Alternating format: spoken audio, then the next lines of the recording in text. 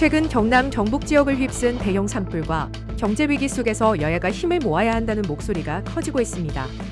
국민의힘은 최상목 부총리 탄핵안 철회를 요구하며 협력을 강조했고, 민주당은 산불 피해 지원을 위한 추경 추진을 약속했습니다.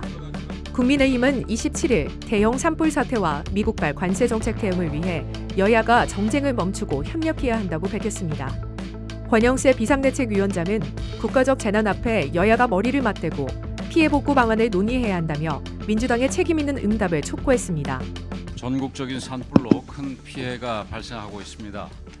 희생자가 20여 명에 달하고 수많은 이웃이 소중한 삶의 터전을 잃었습니다. 산불을 진압하던 헬기가 추락하는 충격적인 사고까지 발생했습니다.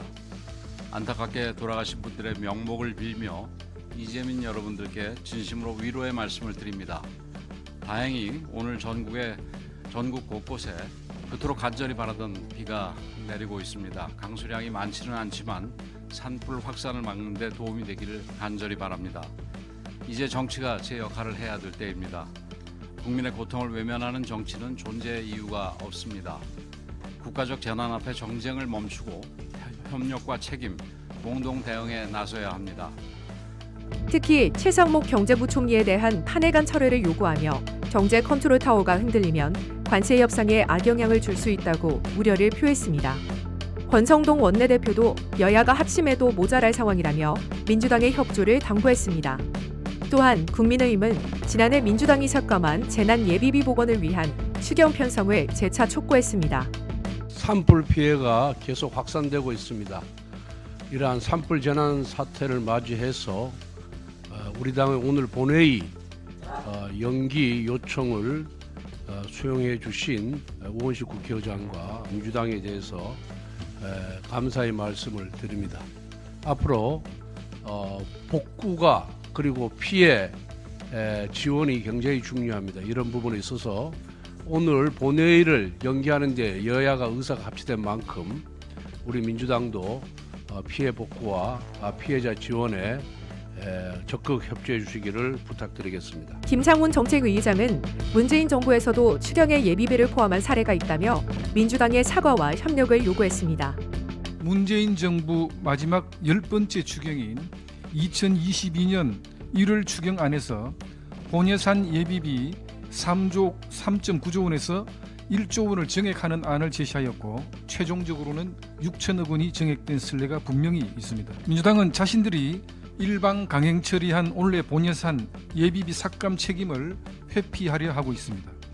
민주당의 본예산 일방 강행 처리로 인한 목적 예비비는 최초 정부안 2.6조 원에서 무려 1조 원이 삭감된 1.6조 원에 불과합니다.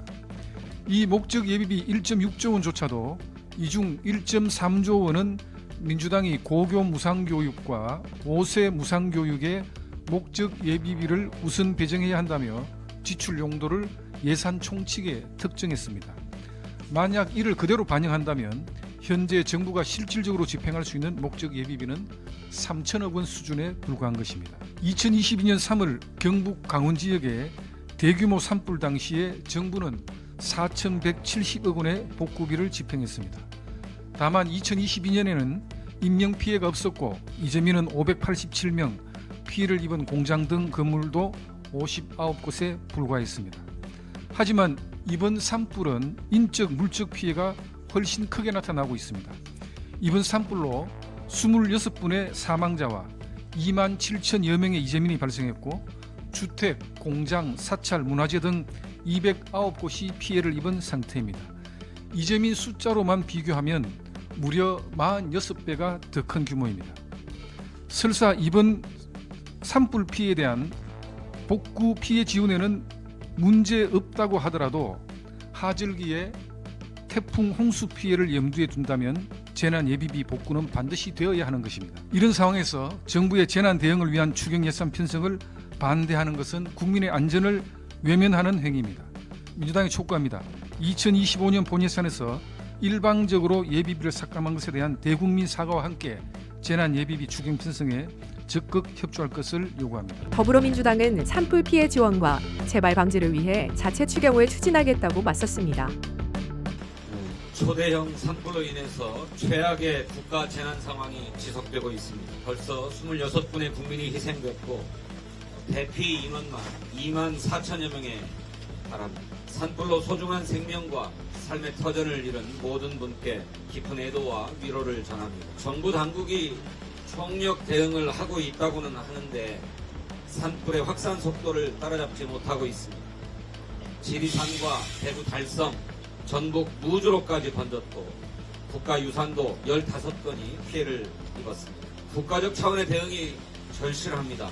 무엇보다 인명피해가 발생하지 않도록 선제적인 대피 조치와 추가 피해를 막기 위한 실효적인 대책에 만전을 기해야 할 것입니다. 어제는 진화용 헬리콥터가 추락해서 70대 조종사 한 분이 목숨을 잃었습니다. 그 헬기는 지방자치단체가 임차한 것으로 기체의 나이가 30년이 된 노후 기체였다고 합니다. 정확한 원인을 조사해야겠지만 진화용 헬기 노후화와 정비 문제는 어제 오늘 일이 아닙니다. 2023년 기준으로 산림청이 보유한 헬리콥터 47대 중에 기령이 20년을 초과한 헬리콥터가 31대 66%였습니다. 30년 초과 헬기도 9대에 달했습니다. 2013년에서 2023년까지 산불 진화 중에 헬리콥터가 추락한 사례는 10건으로 연평균 한 대꼴입니다. 이런 상태로는 점차 대형화, 장기화되고 있는 산불에 제대로 대응할 수가 없습니다. 민주당은 충분한 대책과 재발 방지를 위해서 산불 추경을 추진하겠습니다. 여야가 모두 조속한 추경을 정부에 요구했고 산불 추경의 필요성에도 한 목소리를 내고 있습니다만 기획재정부는 추경 편성을 위한 부처별 협의조차도 진행하지 않고 있습니다. 계엄으로 경제와 민생이 어려운데 설상가상으로 산불로 인한 인명, 재산 피해도 점차 커지고 있습니다. 책임이 있는 정부라면 먼저 나서서 추경안을 내놔야 할 것 아닙니까? 국민의힘은 더 가관입니다. 산불을 빌미로 예비비 2조 원을 복원하겠다고 으름장을 놓습니다. 이미 행정안전부의 재난대책비가 3,600억 원이 편성되어 있고 산림청의 산림재해 대책비도 1,000억 원이 편성되어 있습니다.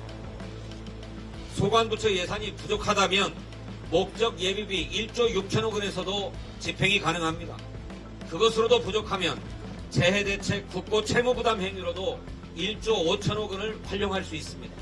진 회장은 민주당이 2월에 제안한 제안한 9천억 원 규모 국민 안전 예산의 소방회기 예산도 포함돼 있다며 즉각적인 논의 시작을 촉구했습니다.